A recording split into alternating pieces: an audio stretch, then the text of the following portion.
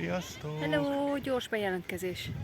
Igen. Csak azt akarjuk megmutatni, hogy most hétvége Szombat lett, van. szombat este, és egy kicsit máshogy néz ki az egész hely, már Várjál, amennyire kitakarom. látszik.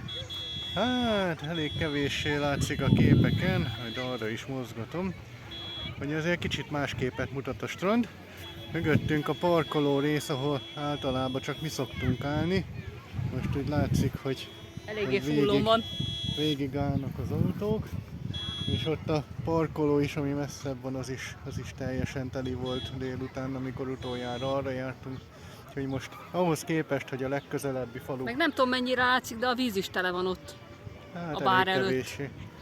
Szóval a legközelebbi falu vagy 4 kilométerre van kb. Körülbelül. 4-5 kilométerre, ahhoz képest rengeteg ember jön ide ki strandolni hétvégente. Hétközben azért hál' Isten sokkal kevesebb. Na, sziasztok! Sziasztok!